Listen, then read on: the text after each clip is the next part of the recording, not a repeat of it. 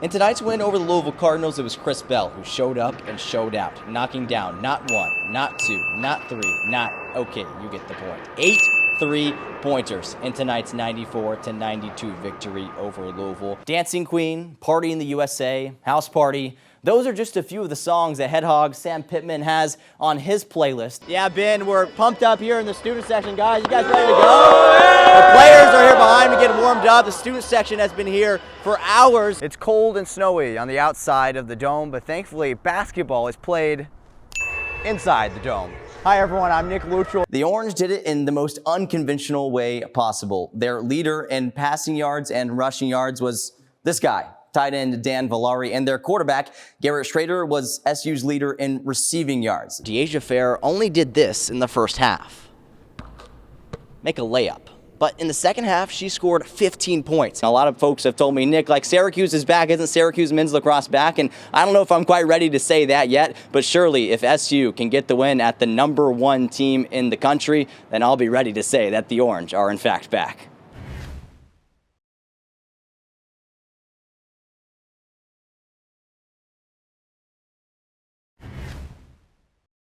A 66, 72, and 78-year-old, all boxing with their friends.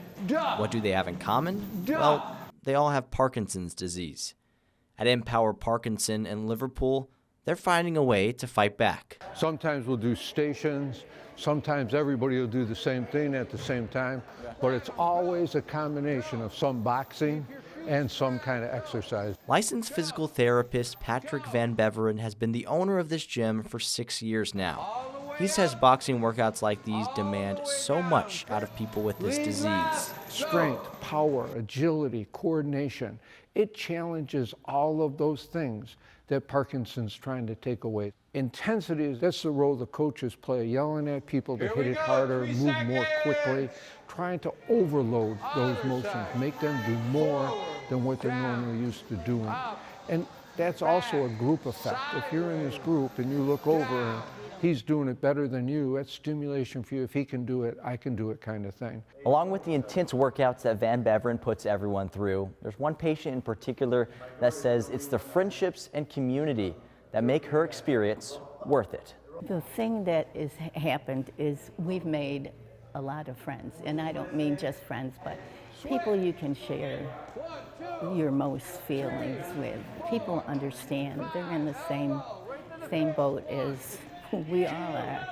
All of these people have become friends of mine. You know, it's in there is a closeness, and we talk about community, but it's even closer than that. It's like family. And we know them, and we get to know, they bring their kids in sometimes. We know their problems, so I really enjoy that part. 1, 2, 3, screw. Nick Luttrell, NCC News.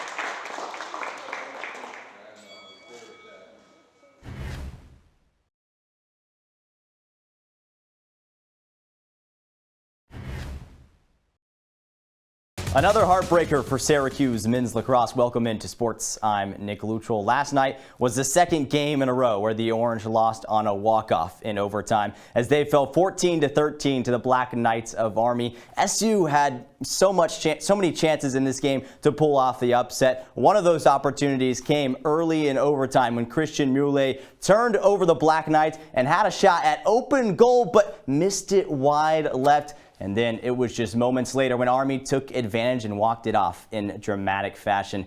Despite the deja vu moment for his team, head coach Gary Gait remained positive in his post-game press conference.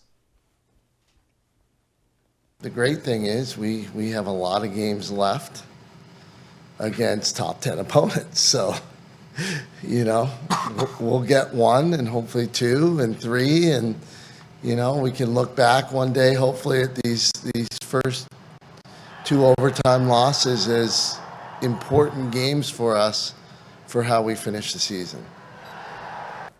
And as Gate mentioned, a lot of games left on the schedule. More than half our teams currently ranked in the top 10.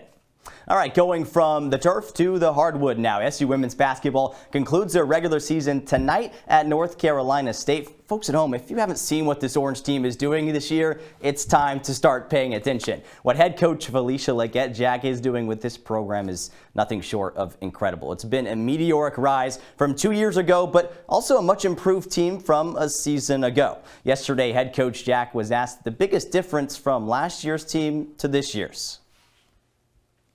They bought in. That's the difference.